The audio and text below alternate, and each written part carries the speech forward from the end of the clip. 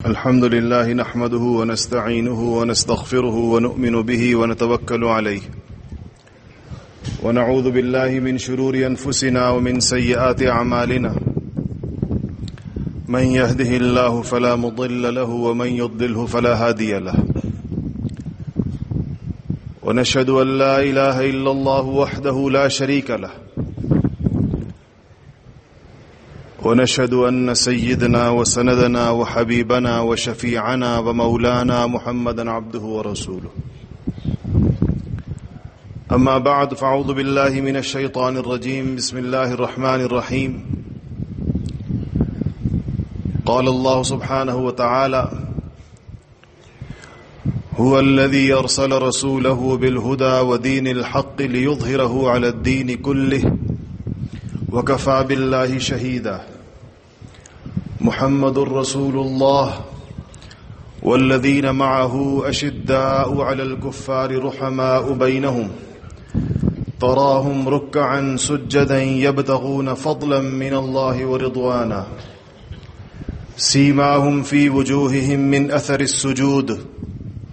ذلك مثلهم في التوراة ومثلهم في الإنجيل كزرع أخرج شطأه فآزره فاستغلظ فاستوى على سوقه يعجب الزراع ليغيظ بهم الكفار وعد الله الذين آمنوا وعملوا الصالحات منهم مغفرة وأجرا عظيما صدق الله العظيم. درود شریف پڑھیے. اللهم صل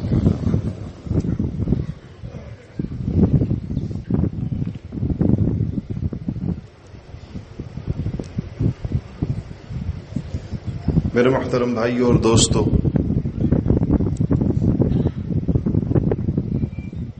یہ سورۃ الفتح کی آخری آیات ہیں اور یہ بڑے اہم موقع پر اللہ جل شانہ نے نبی کریم صلی اللہ علیہ وسلم کے قلب مبارک کو تسلی دینے کے لیے بشارت بھی ہے اس میں، ان کے لیے تھی، صحابہ کرام کے دلوں کی تسلی بھی تھی، اور ایک بہت بڑی حقیقت کی طرف اشارہ تھا، اور وہ حقیقت ایسی ہے کہ قیامت تک وہ لوگ جو دین کی سربلندی کا کام کرنا چاہتے ہیں، وہ لوگ جو اللہ جل شانہ کا دین پورے عالم میں زندہ کرنا چاہتے ہیں، وہ لوگ جو نبی کریم صلی اللہ علیہ وسلم کے دین کو باقی ادیان پر غالب کرنا چاہتے ہیں، ان کے لیے ایک لائحہ عمل بھی ہے،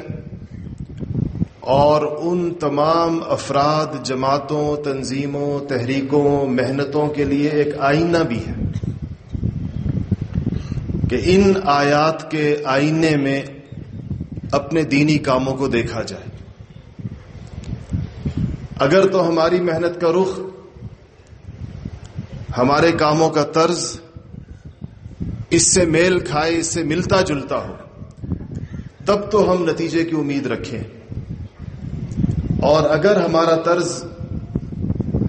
اس طرز سے مختلف ہو، اس سے ہٹ کر ہو،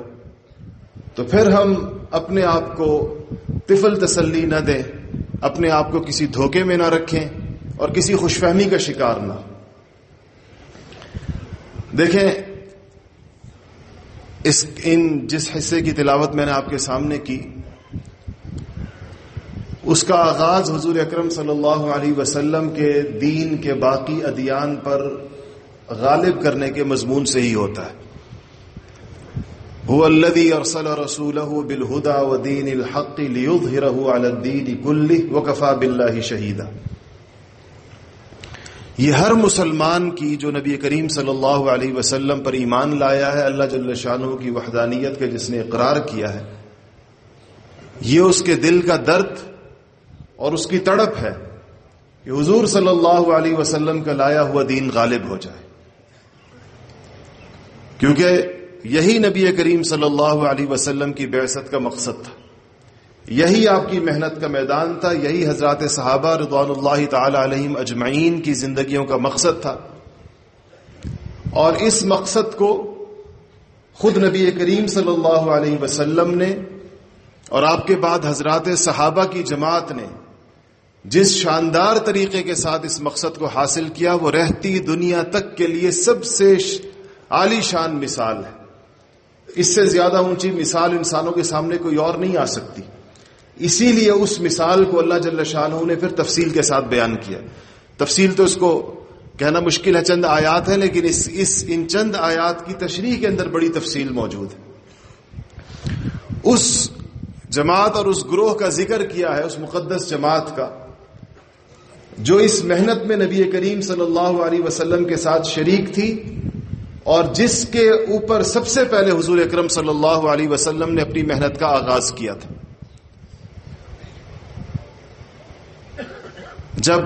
جس موقع پر یہ آیات نازل ہوئی ہیں، صلح حدیبیہ پر، جب ایک کے بعد ایک شخص آ رہا تھا، حضور اکرم صلی اللہ علیہ وسلم 1400 جانثاروں کے ساتھ مکہ مکرمہ سے باہر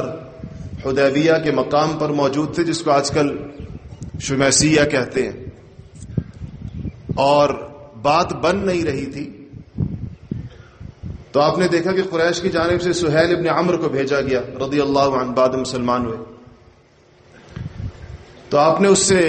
نیک فال لی اور آپ نے کہا کہ سہیل کی آمد کا مطلب یہ ہے، ایک تو ان کا نام سہیل چونکہ سہولت سے ہے، سہل سہیل، اور دوسرا یہ کہ ان کا مزاج بھی۔ تو آپ نے کہا کہ لگتا ہے قریش کسی بات پر آنا چاہتے ہیں۔ تو جب معاہدہ لکھا گیا تو اس میں لکھا گیا کہ یہ محمد الرسول اللہ کے ساتھ معاہدہ ہے قریش کا۔ تو سہیل نے کہا کہ یہی تو وجہ نزاع ہے، یہی تو اختلاف کی بات ہے کہ اگر آپ کو ہم نے محمد رسول اللہ مان لیا ہوتا تو اس جنگ کی اور ان معاہدوں کی ضرورت کیوں پیش آتی؟ ہم تو آپ کے ہاتھ پر ایمان لے آتے، یہی تو ہم نہیں مانتے، اس لیے آپ اپنا وہ نام لکھیں جس کو ہم سب جانتے ہیں، اور وہ محمد ابن عبداللہ ہے۔ آپ اسی نام کے حد سے مکہ میں معروف ہیں، مکہ والے آپ کو جانتے ہیں کہ آپ عبداللہ کے صاحبزادے ہیں، محمد۔ تو علی کرم اللہ وجہ کاتب تھے معاہدے کہ آپ نے فرمایا علی مٹا دو محمد الرسول اللہ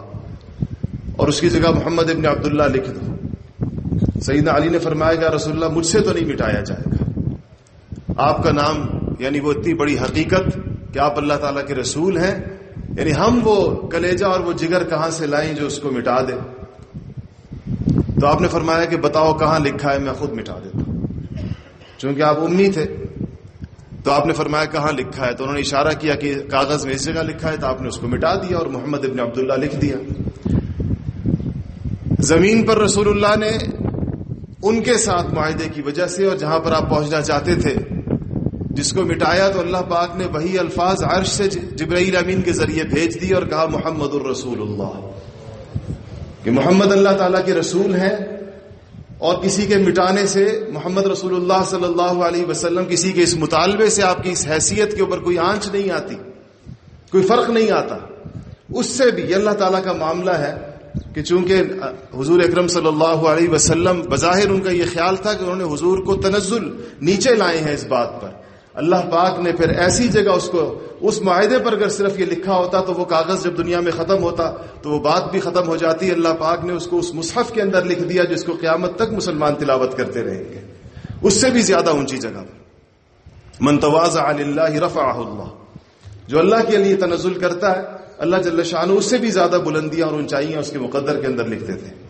اس کے بعد پھر ان لوگوں کا ذکر شروع ہے جو نبی کریم صلی اللہ علیہ وسلم کی محنت کا نتیجہ تھے۔ والذین معہ، معیت رسول،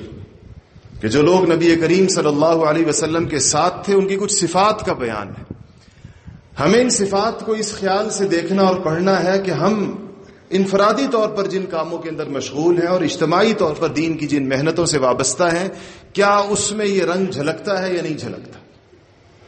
کیونکہ یہ وہ صفات ہیں، یہ وہ اوصاف ہیں، یہ وہ چیزیں ہیں جس کی بنیاد پر اللہ جل شانہ ان صفات کے آگے اور پیچھے کی آپ آیتیں دیکھیں۔ اس سے پچھلی آیت کے اندر نبی کریم صلی اللہ علیہ وسلم کے دین کے علی سائر الادیان، تمام ادیان کے اوپر اظہار کی بات ہے، غالب ہونے کی بات ہے، غلبہ اسلام کی بات ہے اس سے پچھلی آیت کے اندر، اور آخر کے اندر وہ نتیجہ ہے کہ وعد اللہ الذین آمنوا وعملوا الصالحات منہم مغفرۃ واجرا عظیما۔ کہ اس کے بعد یہ دو چیزیں ہیں جو ہر مسلمان کا مقصود ہے آخرت کے اندر.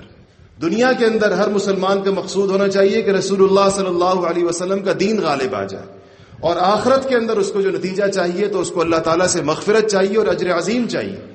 یہی دو انسانوں کی ساری محنتوں کا اخروی ثمرہ ہے جو انسان کو چاہیے. ہر انسان یہ چاہتا ہے کہ اللہ جل شانہ آخرت کے اندر اس کو بخش دیں, اس کی مغفرت فرما دیں, اور اس کو اللہ پاک اجر عظیم عطا فرمائیں. اس اجر عظیم کے اندر لوگ ایک دوسرے سے آگے بڑھنے کی کوشش کرتے ہیں. اہل خیر اس کے اندر مسابقت کرتے ہیں, اس میں ایک دوسرے کے ساتھ دوڑ لگاتے ہیں کہ یہ اجور ان کو حاصل ہو. تو آیت کو ان صحابہ کی صفات کی اگلے اور پچھلی آیتوں کا جو یہاں پر موجودگی انتہائی معنی خیز ہے عثمان. اور یہ صرف صحابہ کے ساتھ یہ دو چیزیں خاص نہیں ہیں. نبی کریم صلی اللہ علیہ وسلم کا ہر وفادار یہ چاہتا ہے کہ نبی کریم صلی اللہ علیہ وسلم کا دین غالب ہو جائے, اور اللہ جل شانہ اور آخرت کے اوپر ایمان لایا ہوا ہر شخص یہ چاہتا ہے کہ اس کی مغفرت ہو جائے اور اس کو اجر عظیم مل جائے. اس کے درمیان کیا کہا گیا ان دو باتوں کے درمیان؟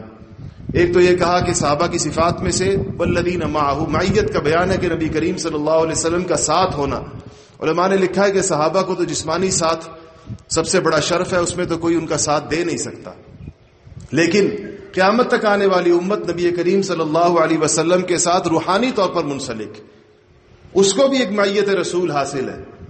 وہ معیت صحابہ جیسی نہیں ہے, کیونکہ صحابہ کی معیت جسمانی معیت تھی عادی میں. اب جو قیامت تک امت آئے گی اس کو ایک روحانی معیت نبی کریم صلی اللہ علیہ وسلم کے ساتھ حاصل. علامہ عبدالعزیز دباغ نے الابریز میں لکھا ہے کہ جتنے لوگ بھی مسلمان ہیں در حقیقت ایک غیر مرئی نہ نظر میں آنے والی نبی کریم صلی اللہ علیہ وسلم کے قلب اطہر سے نکلنے والے نور کے دھاگے ہیں جو ہر مومن کے قلب تک جا رہے ہیں, اور اس نسبت کی بنیاد پر ہر انسان, ہر مسلمان جو ہے وہ مسلمان ہے, اور اس کی وجہ سے نبی کریم صلی اللہ علیہ وسلم کے ساتھ اس کو ایک تعلق. اشداء علی الکفار رحماء بینہم, پہلا وصف یہ بیان کیا گیا کہ صحابہ کافروں کے ساتھ کے مقابلے میں شدید اور آپس کے اندر رحم دل. اشداء علی الکفار کے دو مفاہیم ہیں. ایک تو یہ جو معروف مفہوم ہے کہ وہ جب ان کا مقابلہ پڑ جائے کافروں کے ساتھ تو ان کے اندر ایک مضبوطی ہے, ان کے اندر بہادری ہے, ان کے اندر, اور کافروں کے معاملے کے اندر کافروں سے کوئی معاملہ آ جائے تو پھر اللہ جل شانہ کے احکامات کو وہ کسی بھی وجہ سے, ان پہ کسی رحم کی وجہ سے یا ان کے ساتھ کسی تعلق کی وجہ سے پس پش ڈالنے والے نہیں. جیسے کہ بنو قریظہ کے ساتھ جب جنگ آئی, سیدنا سعد ابن معاذ رضی اللہ تعالیٰ عنہ نے غزوہ خندق میں اللہ تعالیٰ سے اپنے زخمی ہونے کے بعد دو دعائیں مانگی تھی. ایک یہ مانگی تھی کہ یا اللہ اگر یہ قریش کے ساتھ ہمارا آخری مارکہ ہے, اس کے بعد قریش کے ساتھ کوئی جنگ نہیں ہے, تو مجھے اسی زخم سے جو خندق کے جنگ میں مجھے لگا ہے مجھے اس سے شہادت نصیب فرما. اگر کوئی جنگ قریش کے ساتھ یوں باقی ہے, حملہ باقی ہے, جنگ نہیں حملہ باقی ہے قریش کا, تو مجھے زندہ رکھ تاکہ ہم اپنی اس بیعت کو پورا کریں رسول اللہ کے ساتھ جو ہم نے ان سے عقبہ کے اندر کی تھی کہ ہم آپ کا دفاع کریں گے یا رسول اللہ. تو اگر کوئی آپ کے دفاع کی کوئی جنگ باقی ہے تو پھر مجھے زندہ رکھ. اور دوسرا کہ یا اللہ مجھے بنو قریظہ کا عبرتناک انجام دکھائے بغیر موت نہ دے. تو جب بنو قریظہ کا محاصرہ ہوا اور انہوں نے ہتھیار ڈالے, ان کے حلیف تھے مدینہ کے اندر یہ اوس قبیلے والے سعد ابن معاذ جس کے سربراہ تھے. انہوں نے کہا حضور صلی اللہ علیہ وسلم سے کہ بنو نذیر کے حلیف تھے خزرج والے, ان کی سفارش پر آپ نے ان کو ملک مدینہ بدر کر دیا تھا, وہ چلے گئے جا کے خیبر میں آباد ہو گئے, ہمیں ہمارے ساتھ بھی یہی معاملہ کیا جائے, ہم اوس کے حلیف ہیں. تو اوس سے انہوں نے یہ بات کی. اوس کے لوگ حضور اکرم صلی اللہ علیہ وسلم کے پاس ان کی سفارش لے کر آئے کہ خزرج کی سفارش آپ نے بنو نذیر کے حق میں مانی تھی, اسے یہودی قبیلے کے حق میں, ہماری سفارش ان کے حق میں مان لیجئے بنو قریظہ کے حق میں. آپ نے فرمایا کہ تم لوگوں کو پسند نہیں ہے کہ یہ فیصلہ سعد ابن معاذ کر لیں جو خود اوس کے سربراہ تھے. اوس کے لوگوں نے کہا کہ اس سے بڑی اچھی بات کیا ہو سکتی ہے. سیدنا سعد ابن معاذ اس خیمے میں تھے جو نبی کریم صلی اللہ علیہ وسلم نے مسجد نبوی میں لگایا تھا ان کے زخم کے بعد, ان سے اپنی شدید محبت کی وجہ سے. آپ نے کہا گھر میں ہوں گے تو بار بار ان کی تیمارداری کے لیے میں جاؤں گا تو اہل گھر والوں کو تکلیف ہوگی, تو اس لیے ان کا خیمہ مسجد نبوی میں لگوا دیا تھا کہ میری آنکھوں کے سامنے ہو. زخم ان کا بہت سخت تھا. کہا کہ سعد کو لے کر آؤ. صحابہ کے سعد کو لے کر آئے, اور جب دور سے حضرت سعد جس سواری پر آ رہے تھے, جس خچر پہ سوار تھے, حضور کی نگاہیں پڑی تو صحابہ سے کہا قوموا الی سیدکم, اپنے سردار کے لیے کھڑے ہو جاؤ سارے. حضرت مدنی رحمۃ اللہ علیہ ایک دفعہ تشریف لائے, شیخ الحدیث صاحب کہتے ہیں کہ ہم کھڑے ہو گئے, حضرت سخت ناراض ہوتے تھے کھڑے ہونے پر, جیسے ہمارے حضرت ناراض ہوتے, تو کہا کہ کھڑے مت ہوا کر میرے آنے کے اوپر. تو حضرت نے فرمایا, شیخ الحدیث صاحب کہتے ہیں میں نے کہا حضرت یہ کھڑا ہونا حدیث سے ثابت ہے. تو کہا کہ کون سی حدیث سے ثابت ہے؟ حضرت شیخ نے کہا میں نے یہ حدیث پڑھی قوموا الی سیدکم, حضور نے حضرت سعد کے لیے لوگوں کو کھڑا کیا تھا. تو کہتے ہیں مجھے مدنی کا تجھے اپنے مطلب کی حدیثیں بہت یاد ہوتی ہیں. تو جواب نہیں دیا اس بات کے اوپر کوئی. تو کہا کہ قوموا الی سیدکم, کھڑے ہو جاؤ اپنے سردار کے لیے, اپنے بڑے کے لیے کھڑے ہو جاؤ. سعد سے حضور نے کہا کہ یہ بنو قریظہ کا فیصلہ میں تمہیں دیتا ہوں. سعد بن معاذ نے پوچھا کہ یا رسول اللہ یہ میرا مشورہ ہوگا یا میرا حتمی فیصلہ ہوگا؟ یعنی ایک تو یہ کہ مشورہ دوں, آپ اس کو اندر ترمیم فرمانا چاہیں, قبول فرمانا چاہیں, یا یہ کہ میں جو طے کر لوں گا وہی ہوگا؟ آپ نے کہا جو تم طے کرو گے وہی ہوگا. تو سعد نے کہا پھر میرا فیصلہ یہ ہے کہ ان کے تمام مردوں کو قتل کر دیا جائے اور ان کی ساری عورتوں اور بچوں کو غلام بنا دیا جائے. حضور نے کہا کہ سعد تیرے قلب پر اللہ پاک نے وہ بات وارد کی جو عین منشاء الہی تھی, اللہ یہی چاہتے تھے. اللہ کی یہ خواہش تھی کہ ان کو ان کی اس غداری کا عبرتناک ان کو سزا دی جائے. تو یہ معاملہ پورا ہو گیا, بنو قریظہ کو ان کی سزا مل گئی, اور حضور نے یہ بھی کہا کہ یہ آخری حملہ ہے قریش کا خندق کے اندر جنہوں نے ہم پر کیا. اب اس کے بعد الان نغزو, اب ہم ان پر حملہ کریں گے. اور اس کے بعد وہی ہوا فتح مکہ کا حملہ ہوا مسلمانوں کا. تو قریش تو سعد کی دوسری دعا بھی قبول ہوئی کہ اس کے بعد کوئی حملہ باقی نہیں ہے. تو وہی زخم جو سل گیا تھا, وہ زخم جو بند گیا تھا, وہ پھٹ گیا اور ان کا اسی سے شہادت ہو گئی. تو اشداء علی الکفار کا ایک مطلب تو یہ ہے, اور ایک یہ مطلب ہے کہ کفار کے ان کے اندر ایسی ایک سختی اور صلابت اور مضبوطی کا ہونا کسی دیوار میں جیسے ہو کہ جس کے اندر کوئی انگلی نہ گھسیڑی جا سکتی ہو, جس میں کسی قسم کا کوئی رخنا نہ ڈالا جا سکتا ہو, جس میں کوئی ایسی درز اور کوئی ایسی جگہ نہ ملے کافروں کو مسلمانوں کی جماعت کی اس وحدت اور مضبوطی کے سامنے کہ جہاں سے وہ اپنے کسی وسوسے کو, اپنی کسی سازش کو, اپنی کسی چیز کو وہ داخل کر سکے. تو یہ پہلا وصف تھا صحابہ کرام رضوان اللہ تعالی علیہم اجمعین کا. آج ہم کیسے کفار کے لیے ایک ترن والا بن گئے ہیں, جس شکل کے اندر وہ چاہیں ہماری مسجدیں ویران کرنا چاہیں, ہمارے تعلیمی نظام کو درہم برہم کرنا چاہیں, کسی بھی افواہ کی بنیاد پر, کسی بھی سنی سنائی بات کی بنیاد پر وہ چاہیں تو ہمارے سارے نظام الٹے سیدھے کر دیں, اور ہم پھر ان کے لیے اس وقت دلائل ڈھونڈیں, فقہی عبارات تلاش کریں کہ جی اب یہ چیز تو آ گئی ہے ان کی طرف سے, اب بتائیں شریعت میں اسی گنجائش ہے یا نہیں. ہم پھر مفتیوں سے اور مولویوں سے اور فقیہوں سے یہ پوچھیں کہ کفار نے ایک طوفان تو بھیجا ہے, آپ اب ذرا فقہ کی کتابیں کھنگالیں اور بتائیں کہ اس کی کتنی گنجائش ہے شریعت میں. اور بعض بد نصیب اسی خدمت پر مامور بھی ہوتے ہیں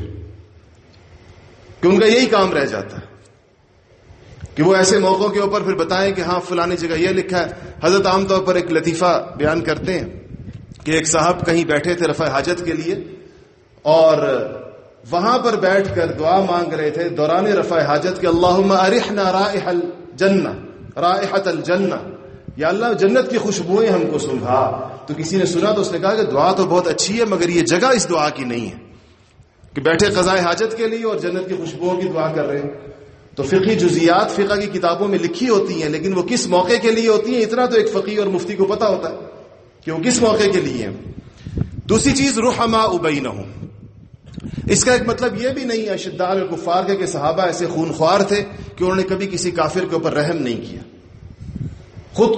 اگر کافر حربی نہ ہو اور مسلمانوں کے کسی اس میں آئے تو صحابہ کی کتنی مثالیں موجود ہیں. خود قرآن کے اندر ان سے کہا گیا کہ ان کے ساتھ تمہیں حسن سلوک سے, کسی ان کے ساتھ کوئی خیر پہنچانے سے, یا ان کے بھوکے کو کھانا کھلانے سے, یا ان کو کسی اور اس سے تو منع نہیں کیا گیا شریعت میں, الا یہ کہ حربی ہو اور حالت جنگ ہو. تو رحماء بینہم دوسرا وصف ان صحابہ کا یہ تھا کہ آپس کے اندر ہمدردی اور رحمدلی کا ماحول تھا. یہ شدت ایسی نہیں تھی کہ جس نے ان کے قلوب کو ایسا سخت کر دیا ہو کہ وہ ایک دوسرے کے اوپر رحم کرنے والے نہ ہوں. ان کے عمومی ماحول کے اندر ہمدردی اور خیرخواہی کا غلبہ نہ, بلکہ وہ سارا ماحول ایسا تھا کہ ایک دوسرے کے اوپر جان نچھاور کرنے والے اور ایک دوسرے کی ضروریات کا خیال رکھنے والے, ایثار کرنے والے. وَيُؤْثِرُونَ عَلَىٰ أَنفُسِهِمْ وَلَوْ كَانَ بِهِمْ خَصَاصَةٌ, تیسری بات یہ ہے کہ تراہم رکعا سجدا، ان کو دیکھنے والے ان کو رکوع اور سجدے کے اندر، رکوع اور سجدے کا ایک مطلب تو ظاہر ہے رکوع اور سجدہ بھی ہے، عبادات ہے، ایک مطلب عبدیت کا کمال ہے کہ پوری عبدیت ان کے اندر موجود تھی۔ آج بہت سی دینی تحریکوں میں تراہم رکعا سجدا کے مناظر ختم ہو گئے۔ بعض لوگوں نے تو اس کا مفہوم ہی غلط بیان کیا کہ یہ ساری عبادات کو کہا کہ یہ تو بس ایک پریڈ ہے اور یہ بھی کوئی انتظامی چیز ہے، گویا کہ یہ بھی کوئی مسلمانوں کو فقط کوئی انتظامی چیزیں سکھانے کے لیے، اس میں سے وہ روح جو ہے اللہ کے تعلق کی، وہ جو دل کی نرمی اور اللہ جل شانہ کے ساتھ ایک مسلمان کا خاص تعلق جو خاص عبادات سے پیدا ہوتا ہے اس کے اندر، اس کو نکال دی۔ تو یہ منظر کسی دینی محنت میں تراہم رکعا سجدا، کہ جب آپ جو راتوں کا وقت ہے وہاں پر رکوع اور سجود نظر آئیں، کوئی بندہ رکوع میں اور کوئی سجدے میں، کوئی تلاوت میں، کوئی دعا میں، کوئی رونے دھونے میں، یہ خاص حضرات صحابہ کے معاشرے کا ایک وصف بیان ہوا ہے جو آج ہمارے دینی کاموں کی بہت بڑی ضرورت ہے اور جس کی انتہائی قلت پیدا ہو گئی۔ معذرت کے ساتھ ہمارے دینی جلسے پوری رات جاری رہتے ہیں اور اس میں سے وہ نفلی رکعا سجدہ تو دور کی بات ہے، بعض اوقات فرض نمازیں نکل جاتی ہیں۔ ہم نے بہت جس زمانے میں، اب تو عرصہ ہوا جلسوں میں جانا نہیں ہوتا، جس زمانے میں جوانی میں لڑکپن میں جلسوں میں جاتے تھے تو دیکھیں یہ مناظر کہ کتنے جگہوں پر فجر کی نماز میں اسی جگہ جہاں پر بھرپور مجمع تھا اور وہاں بہت سارے لوگ رات کو قیام پذیر بھی تھے،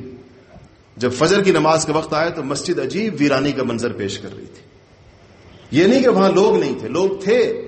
لیکن رات کو 2 بجے 3 بجے جلسہ ختم ہونے کی وجہ سے فجر کے لیے مسجد میں آنا ان کے لیے مشکل۔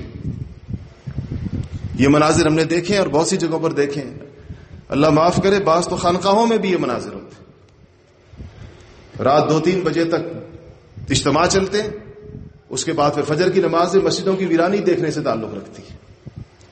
تراہم رکعا سجدا، راتیں ان کی وہ اللہ جل شانہ کے سامنے ایک تو وہ عبادات کا احیاء نظر آئے گا اس مجمع میں، اور ایک کمال عبدیت کی طرف بھی اشارہ ہے کہ پوری زندگی ان کی جو ہے وہ نبی کریم صلی اللہ علیہ وسلم کی لائی ہوئی شریعت کے سانچے میں ڈھلی ہوئی ہوگی۔ پھر یہ جو سارا عمل ہوگا اخلاص کی طرف اشارہ ہے، یبتغون فضلا من اللہ ورضوانا، اخلاص اور احسان ان کے اندر، تب اتنا ایسا اخلاص اور کیفیت احسان کہ اس ساری اپنے جو پیچھے جو کچھ بیان کیا گیا ان کے اندر اگر کفار کے مقابلے میں شدت ہو، آپس کے اندر اگر رحم دلی کا معاملہ ہو، معیت رسول ہو، رکعا سجدہ کی فضا ہو، تو یہ سب کی سب کس لیے ہے؟ یبتغون فضلا من اللہ ورضوانا، وہ چاہتے اللہ تعالیٰ کی مرضی، اللہ تعالیٰ کی خوشنودی، اللہ تعالیٰ کے فضل کے طالب ہیں، دنیا سے ان کو کچھ نہیں چاہیے۔ مطلب یہ سارے مظاہرے، یہ ساری چیزیں کسی دنیاوی مقصد کے لیے نہیں ہیں، ان کے پیش نظر کوئی دنیاوی جاہ و حشمت نہیں، کوئی دنیاوی مقام اور مرتبہ اور منصب نہیں، کوئی دنیاوی نمود و نمائش نہیں، بلکہ یبتغون فضلا من اللہ ورضوانا۔ اس کا ایک اثر اور ثمرہ پھر اللہ جل شانہ کیا بیان فرماتے ہیں کہ سیماہم فی وجوہہم من اثر السجود، کہ ایسی اطاعت کی اور عبدیت کے اس شاندار مزاج کی اور اللہ کے سامنے عبادت کی اور رکوع اور سجود کی کیا برکات ہیں کہ ان کے چہروں پر سجود کے یہ آثار، یعنی اللہ جل شانہ ان کے چہروں کو وہ نورانیت عطا فرماتے ہیں جو خاص اللہ تعالیٰ کے بندوں کا خاصہ ہوتا ہے۔ اس سے کوئی ظاہری آثار ضروری نہیں ہے کہ وہاں پیشانی کے اوپر کوئی بہت بڑا محراب کی علامت ضروری ہے، بلکہ اس سے وہ چیز مراد ہے جو دنیا کے اندر اہل ایمان کو اور دنیا کے اندر اللہ سے تعلق اہل معرفت کو نظر آتی ہے، اور بعض مفسرین کہتے ہیں کہ اس سے مراد آخرت کی روشنیاں ہیں جن کو خاص طور پر عطا ہوں گی آخرت میں، اور وہ ان کے چہرے پوری انسانیت اس وقت جو دنیا کے اندر سارا عالم موجود ہوگا وہاں پر یہ لوگ انتہائی نمایاں اور ممتاز ہوں گے۔ ذالک مثلہم فی التوراۃ، یہ اوصاف اس جماعت کے، یعنی وہ جماعت جو انبیاء علیہ الصلوۃ والسلام کے لائے ہوئے دین کو اور اللہ کے پیغام کو سارے عالم کے اندر اٹھائے گی اور زندہ کرے گی، یہ اوصاف تورات کے اندر بھی مذکور ہے۔ اس کا مطلب ہے کہ باقی نبیوں کے پیروکاروں کا بھی اور باقی نبیوں کے ساتھ آنے والوں کا اور ان کی محنت جن لوگوں پر ہوئی ہے ان میں بھی یہ صفات نہیں موجود، اور آج بھی اگر کوئی جماعت دین کا کام کرنا چاہتی ہے اور اس کے اثرات دیکھنا چاہتی ہے تو یہ صفات اس کو اپنے اندر پیدا کرنی ہوگی. وہ مثلہم فی الانجیل، انجیل کے اندر جو اس کی مثال ہے وہ بڑی معنی خیز ہے. اللہ جل شانہ کی جو مثالیں ہوتی ہیں اس سے پوری بات انسان کو ایسے کھل کر سامنے آ جاتی ہے. کزرع اخرج شطأہ، جیسے کہ کوئی پودا ہو اور وہ اپنی کومپل نکالے. کبھی پودے کی کومپل جب وہ نکلتی ہے آپ نے دیکھی ہو، ایک باریک سی سوئی ہوتی ہے، ایک باریک سی چیز ہوتی ہے کہ اگر اس کے اوپر کوئی بکری بھی پاؤں رکھ دے تو وہ ختم ہو جائے، کسی انسان کا پاؤں پڑ جائے تو وہ ختم ہو جائے، کوئی مرغی اس کو ٹھونگا مار دے تو وہ ختم ہو جائے. اس باریک ایک اس کا نقطۂ آغاز ہوتا ہے. دینی محنتوں کا نقطۂ آغاز بھی بڑا مختصر ہوتا ہے بعض اوقات، بلکہ اکثر اوقات. خود نبی کریم صلی اللہ علیہ وسلم کی دعوت، یعنی جب آپ کے پاس وحی آئی اور آپ نے پیغام دیا تو کتنے لوگ تھے؟ گھر میں اماں خدیجہ الکبریٰ تھیں، اور مردوں میں سیدنا صدیق اکبر تھے، اور غلاموں میں زید ابن حارثہ تھے، اور بچوں میں سیدنا علی مرتضیٰ تھے. 4 لوگوں کے سے آغاز ہے. آپ گھر آئے ہیں اور جو پیغام سنایا ہے تو 4 لوگوں سے اس کا آغاز ہے. کزرع اخرج شطأہ، جیسے اس نے اپنی کومپل نکالی. پھر کیا ہوتا ہے؟ فآزرہ، اللہ تعالیٰ پھر تقویت عطا فرماتے ہیں، اللہ جل شانہ پھر اس کو مضبوط کرتے ہیں. فاستغلظ، موٹی ہو جاتی ہے. اور پھر کیا ہوتی ہے؟ جب موٹی ہونے کے بعد فاستوى علی سوقہ، پھر وہ گویا اپنی بنیاد کے اوپر کھڑی ہو جاتی ہے، اور پھر وہ محنت نظر آنا شروع ہو جاتی ہے. یہی جو کومپل جو بالکل اتنی باریک نکلتی ہے، آپ جس کو کبھی کسی کھیت میں جا کر دیکھیں کیسے کیسے تناور درخت اس سے دنیا کے اندر بنتے ہیں. کتنے بڑے درخت ہوتے ہیں کہ آپ کبھی، اب تو لکڑیاں لوگ چھوڑتے نہیں، ورنہ آپ کبھی ان علاقوں میں جائیں، پہاڑی علاقوں میں جہاں پر لکڑیوں کی تعمیرات آج بھی زندہ ہیں، تو آپ کو ایسی مسجدیں نظر آئیں گی کہ جن کے درمیانی جو ستون ہوتے ہیں وہ اتنے بڑے اور اتنے موٹے ہوتے ہیں کہ اگر 6 بندے بھی اس طرح کر کے ایک دوسرے کے ساتھ ہاتھ جوڑ کے کھڑے ہو جائیں تو اس تنے کا احاطہ نہیں کر سکتے. اتنے بڑے بڑے تنے آپ کو نظر آئیں. یہ بھی اسی کومپل سے ہی نکلا ہوا ہے جس کو اگر اس وقت جب وہ نکلا تھا اس کو کوئی مرغی ٹھونگا مار دیتی تو وہی ختم ہو جاتا. اس سے نکل کر فاستوى علی سوقہ، وہ ایسے بڑا ہو جاتا ہے اور ایسے اس کی مضبوط ہو جاتا ہے اور ایسے کھڑا ہو جاتا ہے کہ صرف یہ نہیں کہ خود کھڑا ہے، اس کے اوپر پوری بڑی بڑی چھتیں اور عمارتیں اس کے اوپر، ان تنوں کے اوپر کھڑی ہوتی. یعجب الزراع، اور ظاہر بات ہے کہ اس کامیابی کے اوپر جس نے یہ محنت کی ہوتی ہے اور جس کی یہ محنت ہوتی ہے اس کے لیے یہ خوشی کا سبب ہوتی ہے. اس کی آنکھیں ٹھنڈی ہوتی ہیں اس کو دیکھ، اس کو اچھا لگتا ہے اس بات سے کہ یہ وہ جو محنت ہے وہ کسی ٹھکانے کی طرف جا رہی ہے. لیغیظ بہم الکفار، کافر کی نگاہ کے اندر کھٹکے گی، کافر کو بری لگے گی. یہاں سے بعض علماء نے بڑا لطیف استناس کیا کہ چونکہ صحابہ کا ذکر چل رہا ہے کہ صحابہ کو دیکھ کر جس کے دل کے اندر غیظ پیدا ہو، قرآن نے اس کو کافر کہا کہ وہ شخص صحابہ کو دیکھ کر، یعنی صحابہ کی وجہ سے. امام مالک رحمۃ اللہ علیہ کی مجلس میں کسی نے کوئی ایسا کلمہ کہا جو صحابہ کے شائن شان نہیں تھا، تو امام مالک رحمۃ اللہ علیہ نے یہ پوری آیت پڑھی شروع سے اور لیغیظ بہم الکفار تک پہنچ کر کہا کہ صحابہ کے بارے میں دل میں بغض رکھنے والے شخص کی طرف اس آیت کی وعید متوجہ ہے.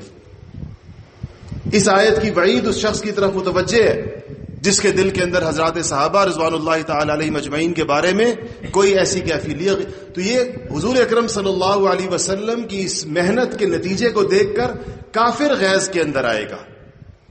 اس کو غیظ اور اس کو غضب ہوگا. تو جس کو بھی نبی اور صحابہ حضور اکرم صلی اللہ علیہ وسلم کی محنت کا نتیجہ ہے، آپ کی محنت کا ثمرہ ہے، اگر ان کو دیکھ کر اور کسی کو غیظ آتا ہے، کسی کے دل کے اندر بغض پیدا ہوتا ہے، تو اس آیت کی وعید اس کی طرف متوجہ ہے کہ اللہ پاک نے کہا کہ یہ صفت کافروں کی ہے، کفار کے دل کے اندر یہ پیدا ہوتا ہے.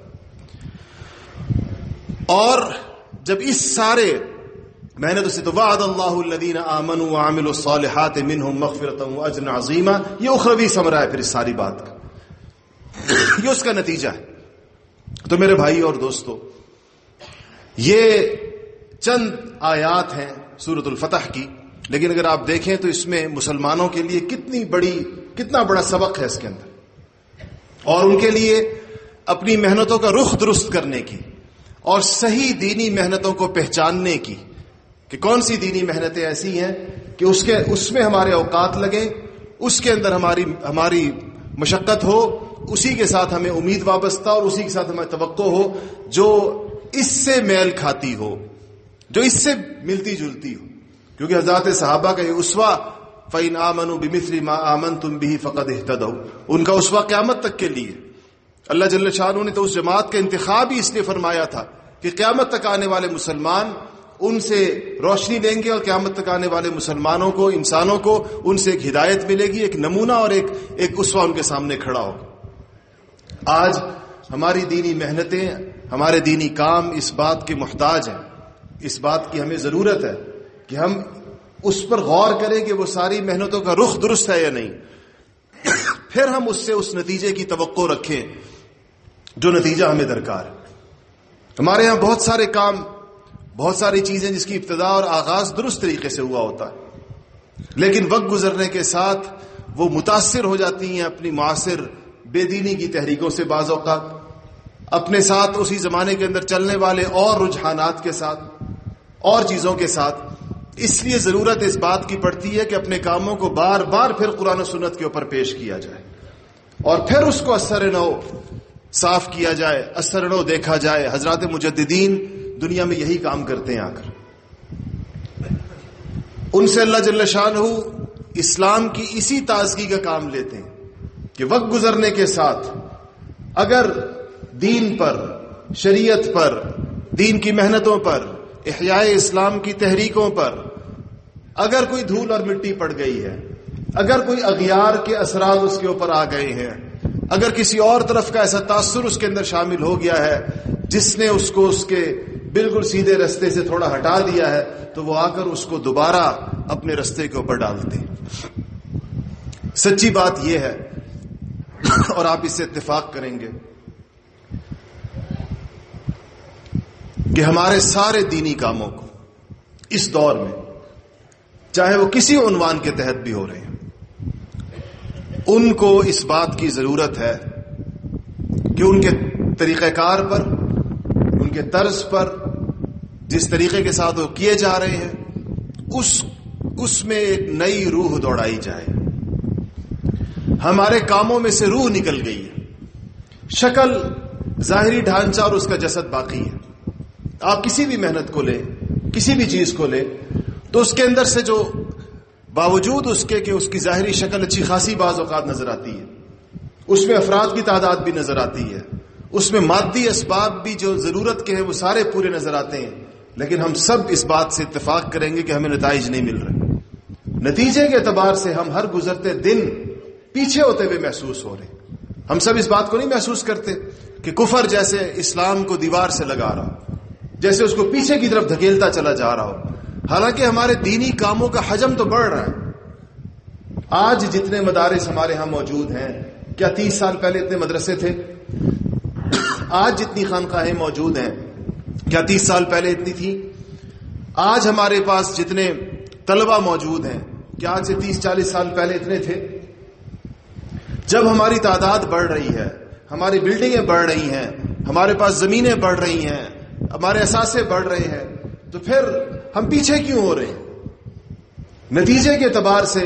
ہم اپنے موقف سے، اپنے معاملات سے ہر گزرتے دن کے ساتھ یہ محسوس ہو رہا ہے جیسے ہم پیچھے ہو رہے ہیں. اس کی واحد وجہ یہ ہے کہ ہمارے کاموں میں سے روح نکلتی چلی گئی ہے. جسد میں بے شک اضافہ ہوا، لیکن اس کے اندر جو اسپرٹ ہوتی ہے، اس میں جو روح ہوتی ہے، وہ اس میں سے نکل رہی ہے.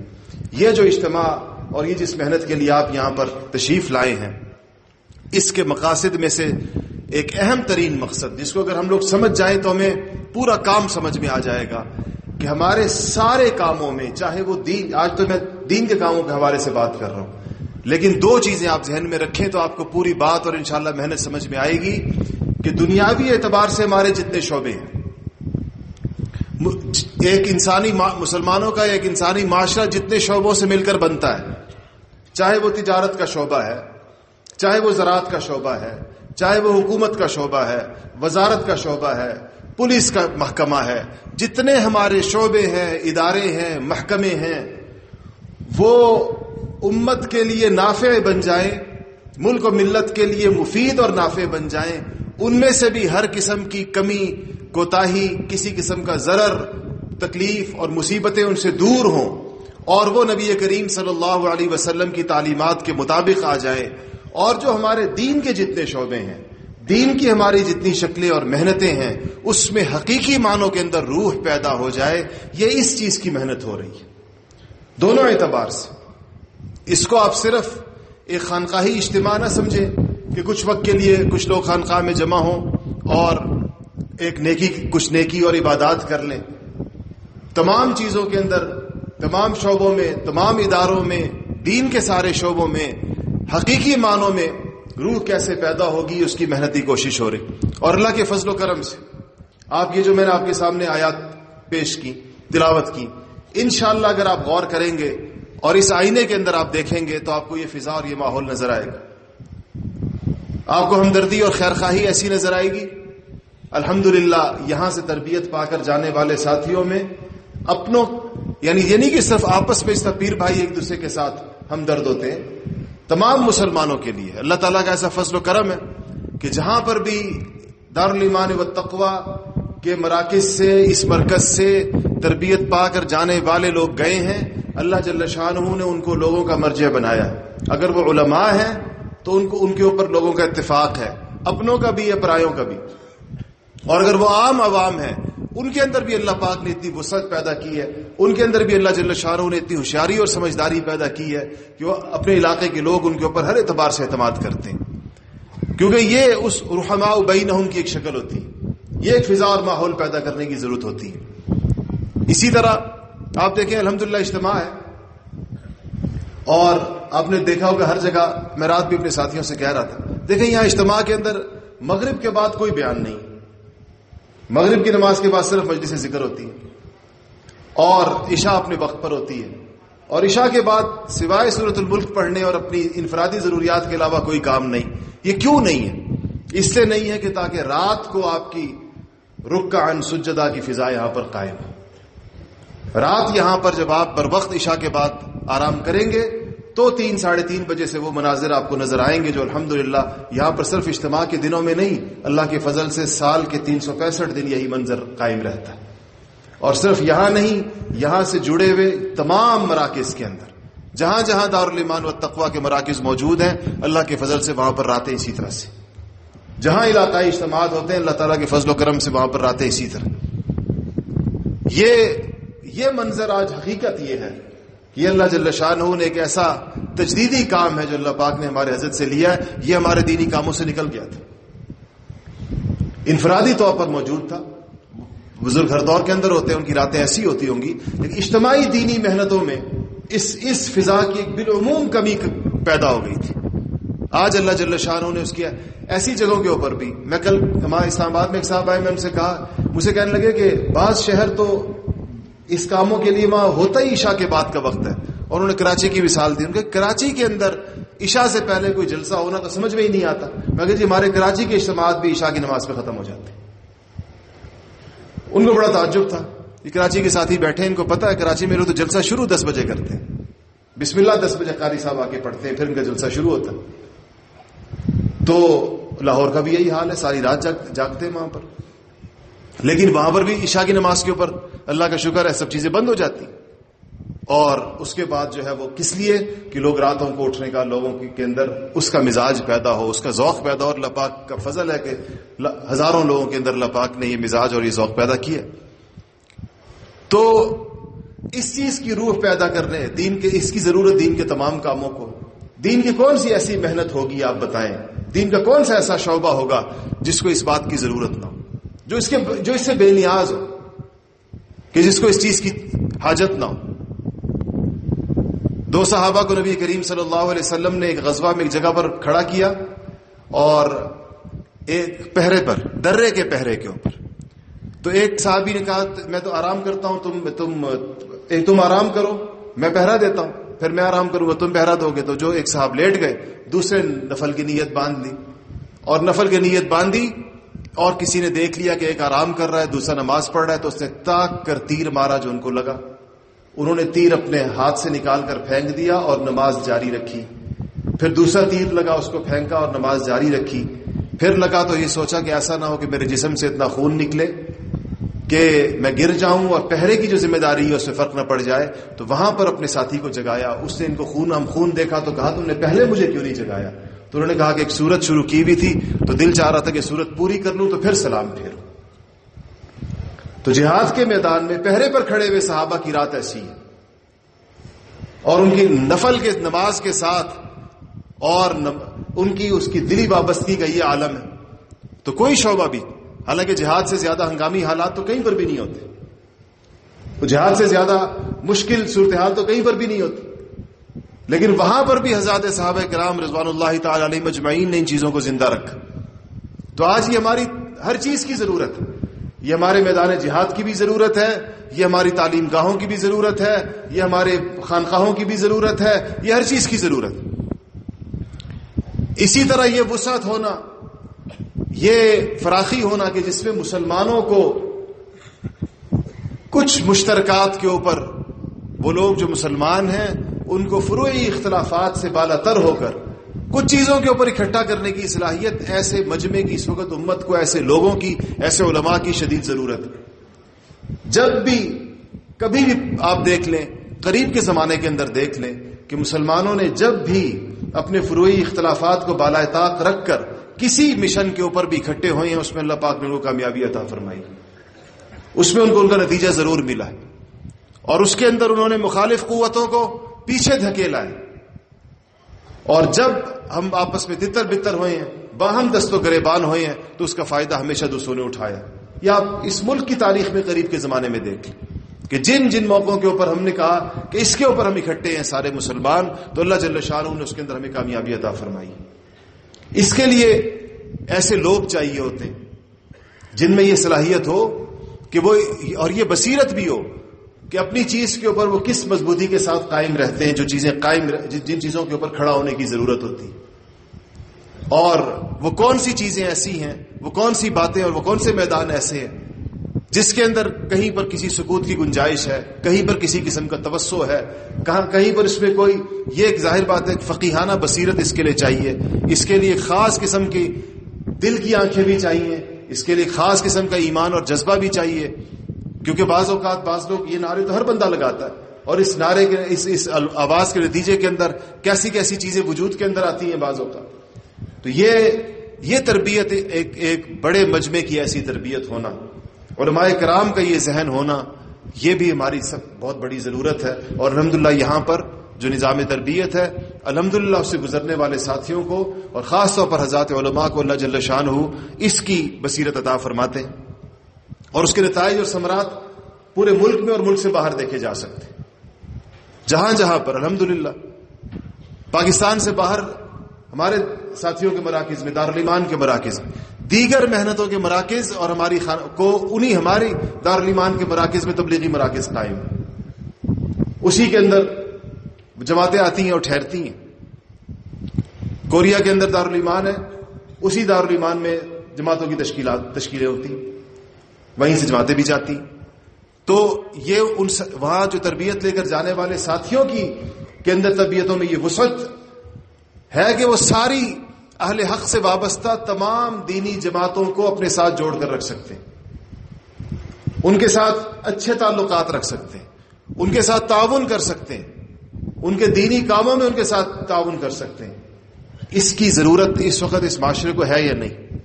اور پوری امت کو اس بات کی ضرورت ہے یا نہیں. تو میرے محترم بھائی اور دوستو، یہ بات اگر مجھے اور آپ کو یہاں پر ہمیں انشاءاللہ اگر سمجھ میں آ جائے، تب ہمیں پتہ چلے گا کہ یہاں پر کون سا کام ہو رہا ہے اور یہ وقت کیوں مانگا جاتا ہے. ہم صرف اس کے اوپر کیوں راضی نہیں ہوتے کہ آپ صرف اجتماع کے لیے آئیں اور تشریف لے جائیں، آپ صرف رمضان کے لیے آئیں چلے جائیں، آپ صرف آخری عشرے کے لیے آئیں اور چلے جائیں. اتنی بات کے اوپر ہم راضی نہیں ہوتے اور آپ سے چلنے کا مطالبہ کرتے ہیں. ہم کہتے ہیں کہ 40 دن کم سے کم دیں تاکہ یہ چیزیں آپ کے مزاج کا، آپ کی طبیعت کا حصہ بن جائیں، اور جہاں پر بھی آپ چلے جائیں گے، جس جگہ پر بھی آپ جا کر بیٹھ جائیں گے، خیر کا یہ چشمہ آپ سے جاری ہو جائے گا. آج یہ الحمدللہ اتنا بڑا مجمع یہاں بیٹھا ہے، اگر ہم اس بات کو یہاں سے سمجھ کر چلے گئے اور اس ملک سے اور ملک سے باہر سے جہاں جہاں سے ہم آئے ہیں، واپس جانے کے بعد ہم نے اس محنت کا آغاز اپنے مقام سے کر دیا، تو آپ اس کے نتائج خود اس جگہ پر بھی دیکھیں گے، خود اپنے اندر بھی دیکھیں گے اور اپنے گرد و پیش کے اندر بھی دیکھیں گے۔ اس کی ابتدا ہم کس چیز سے کہتے ہیں آپ حضرات؟ پہلی چیز ہم وقت مانگتے ہیں کہ یہاں پر آپ وقت گزاریں اور کم سے کم 40 دن ضرور لے کر آئیں، کیونکہ 40 دن کو ایک خاص اس عادت کو کی ایک خاص بات ہے جو انسان کے اندر عادات کے تغیر اور تبدل میں اس کا بڑا دخل ہے۔ دیکھیں حدیث شریف میں آتا ہے نا کہ 40 دن جو شخص تکبیر اللہ کے ساتھ نماز پڑھ لے اس کو 2 پروانے عطا ہوتے ہیں، تو یہ تو عام بندے کو بھی سمجھ میں آتا ہے کہ اس حدیث شریف کا مقصود یہ نہیں ہے کہ صرف 40 دن زندگی میں تکبیر اللہ سے پڑھو، اس کے بعد ساری زندگی تکبیر اللہ کے بغیر پڑھو۔ یہ تو بالکل مقصود نہیں۔ مقصود یہ ہے کہ 40 دن جب وہ پڑھے گا تکبیر اللہ کے ساتھ تو انشاءاللہ غالب امید یہ ہے کہ اس کو عادت ہو جائے گی اس بات کی، ساری زندگی پڑھے گا، اس کا نتیجہ اس کو ملے گا۔ تو اس لیے ہم کیا 40 دن جو بندہ گزارتا ہے تو اس کی عادتوں میں اگر وہ صحیح طریقے کے ساتھ گزارے تو اس کی عادتوں کے اندر ایک بڑی جوہری اور بنیادی تبدیلی واقع ہوتی ہے۔ تو اس لیے کہا جاتا ہے آپ نے وقت گزارا، اب آپ کو یہ بات سمجھ میں آ جائے گی، اس کو لے کر جب آپ اپنے مقام کے اوپر جائیں گے اور وہاں جا کر آپ ایک اصلاحی مجلس سے، ذکر کی کسی مجلس سے آغاز کریں گے اور جو آپ کو قریب ترین دارالایمان ہے اس کے ساتھ آپ وابستہ ہوں گے، اور وہاں پر جو ساتھی پہلے سے موجود ہیں ان کی محنتوں میں آپ بھی جا کے شریک ہو جائیں گے، اور جہاں پر کوئی بھی نہ ہو تو وہاں آپ خود آغاز کر دیں گے، تو بس اسی چیز سے یہ بات چل پڑتی، اسی سے نتیجہ نکل آتا۔ اور ایک فرد سے بھی اگر بات شروع ہو، تنہا ایک فرد، اس سے اللہ جل شانہ وہاں پر پورا کا پورا مجمع بنا دیتا ہے۔ کچھ لوگوں میں اللہ پاک نے ایسی تاثیر اور مقبولیت اور ایسی استقامت ان کو دی ہوتی ہے، کتنی مثالیں ہیں میں اگر آپ کو بتاؤں کہ جہاں تنہا ایک آدمی نے کام شروع کیا۔ یہاں پر یہ اجتماع دیکھیں، جب یہ پہلا اجتماع ہوا تھا، ہو سکتا ہے کہ اس میں سے کچھ افراد یہاں بیٹھے ہوئے ہوں اور کوئی نہ بیٹھا ہوا تو ہمارے حضرت اقدس و تشریف فرمائے۔ پہلے اجتماع کے اندر مجھے بھول گیا ہے کہ 11 یا 13 افراد تھے، 11 یا 13 افراد سے سالانہ اجتماع کا آغاز ہوا تھا۔ آج آپ دیکھیں کہ اجتماع کا دوسرا دن ہے، لیکن گزشتہ اجتماع جو پچھلے سال ہوا اس کی دعا سے بھی زیادہ کا مجمع اس وقت بیٹھا ہوا ہے۔ تو اللہ جل شانہ، حالانکہ ابھی آج ساری رات مجمع آتا رہے گا اور انشاءاللہ کل صبح بھی مجمع آئے گا، جن لوگوں کو چھٹی نہیں مل سکی، چھٹی کا دن تو کل سے شروع ہو رہا ہے۔ تو یہ اللہ جل شانہ محنتوں کو، اللہ تعالیٰ انسان کی کاوش کو کسی اللہ پاک اس میں برکت عطا فرما دیتے، اس کے اندر اللہ تعالیٰ پیغام کو پہنچا دیتے ہیں لوگوں کے دلوں تک۔ حالانکہ کتنا کہاں سے لوگ کتنا دور سے کیسے کیسے سفر کر کے آئے ہوتے، اور یہ ساری یہاں پر اور آنے کا کوئی مقصد تو ہوتا نہیں، یہاں کسی کا کوئی کام تو ہو نہیں سکتا اس علاقے کے اندر کہ بندہ کہے گا اپنے کام سے کوئی آیا تھا اور آ کر بیٹھ گیا۔ یہ مجمع اس لحاظ سے بڑا قیمتی ہے کہ یہاں آپ جتنے لوگ نظر آ رہے ہیں، جو تا حد نگاہ سر نظر آ رہے ہیں، ایک ایک شخص اسی قصد اور ارادے سے یہاں پر آیا ہے کہ اللہ جل شانہ میری اصلاح فرما دے اور سارے عالم میں دین کو زندہ کر دے۔ اس سے زیادہ مبارک اور قیمتی مجمع کیا ہوگا دنیا میں؟ اور اس مجمع کی جانب اس وقت آسمانوں سے جو اللہ تعالیٰ کی رحمت کا نزول ہو رہا ہوگا کہ اتنا بڑا مسلمانوں کا مجمع اپنے آپ کو اللہ جل شانہ کا بندہ بنانے کے لیے آیا ہوا ہے۔ اتنے سارے مسلمان ابدیت کا سبق سیکھنے کے لیے آئے ہوئے ہیں، اس لیے آئے ہیں کہ ہم یہ سیکھ لیں کہ ہم اللہ کے صحیح بندے کیسے بنیں گے، ہم حقیقی معنوں میں اللہ تعالیٰ کے بندے کیسے بنیں گے، ہم اللہ کی نافرمانی اور معصیت کو کیسے چھوڑیں گے، ہم اللہ کی رضا کے کاموں کیسے کریں گے۔ اور اس کے لیے آئے ہیں کہ ہم کسی نیک لوگوں کا دامن پکڑ لیں، ہم نیک لوگوں کا پلڑا پکڑ لیں کہ وہ اس سلامتی کے رستوں پر اور ہدایت کے رستوں پر جاتے ہوئے ہمیں بھی اپنے ساتھ لے جائیں۔ یہ نیت کتنی محمود ہے اور یہ مجمع کتنا مبارک مجمع ہے۔ یہ میری اور آپ کی حقیقی بات، یہ کتنی خوش قسمتی ہے کہ اللہ پاک نے ان لوگوں میں ہمیں بٹھایا ہوا ہے۔ میں تو سمجھوں کہ اس مجمع کے ہم جوتوں کے اندر بیٹھنے کے قابل نہیں کہ اتنے پاکیزہ نیت کے ساتھ لوگ، اور کہاں سے، ملک کے کس کونے سے، یہ گلگت بلتستان والے کتنا سفر طے کر کے آئے ہیں، یہ کراچی والے کتنا سفر طے کر کے آئے ہیں، یہ باہر ملکوں والے سے کتنا سفر طے کر کے آئے ہیں۔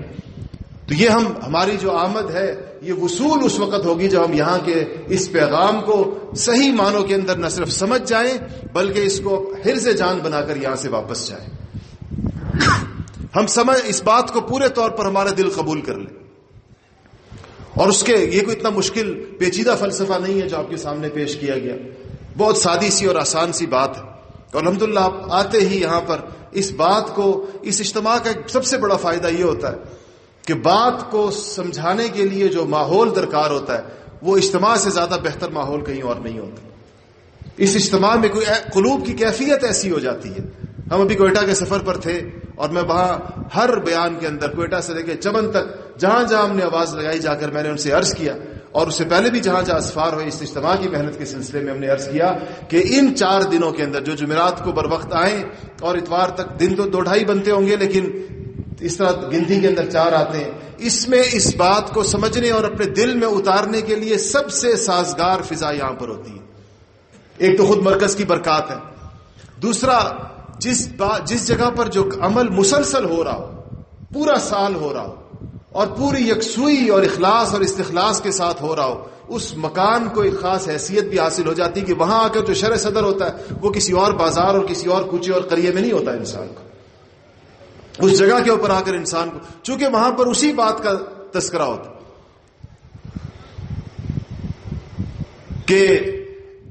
جو ایک ہی چیز، جس چیز کا وہاں پر غلبہ ہوتا ہے جس بات کا، تو وہاں پر ہر انسان کو سمجھ میں آتی ہے، اس کا دل اس کو قبول کرتا ہے. تو میرے محترم بھائیوں، میرے دوستوں اور عزیزوں، ہم لوگ اس جگہ ہیں جہاں پر ہمیں یہ ہمارا دل اس کو قبول کرنے کے لیے سب سے بہترین حالت میں، اس موقع کا ہم فائدہ اٹھائیں. اس موقع کے اوپر اپنے دل کو مکمل طور پر بات سمجھا کر یہاں سے واپس جائیں. اور وہ یہ کہ ہم اس کی، اور بات جو انسان بات تو علم سے تعلق رکھتی ہے سمجھنے کو، جب تک اس کے ساتھ عمل اس کے ساتھ نہ ہو جائے تو ہم یہ پختہ اور پکی نیتیں کر کے یہاں سے اٹھیں کہ اگر ہم اول تو جو مجمع آیا ان میں جن کے پاس اس بات کے اسباب ہوں اور جو اس کے لیے تیار ہوں کہ وہ اسی اجتماع سے چلنے کے ارادے کر لیں. اجتماع کے لیے آئے ہیں، یہیں سے آپ اس کو بڑھا دیں اور چلا کر دیں. اور جن کی کوئی شرعی عذر ہو کہ اگر ہم ابھی تو نہیں چلا نہیں کر سکتے، پیچھے کچھ بندوبست کر کے آنا ہے تاکہ ہمارا دل یہاں مطمئن ہو، تشویش نہ ہو، وہ اس بات کی نیت کر کے یہاں سے جائیں کہ انشاءاللہ یہاں سے ہم جا کر جلد از جلد اپنے اس عذر کا حل تلاش کر چلنے کے لیے واپس آئیں گے. تو اس کی نیت سارے کرتے ہیں انشاءاللہ، سب نے اس کی نیت کر لی. اللہ پاک آپ کو جزائے خیر عطا فرمائے. واخر دعوانا الحمدللہ رب العالمین.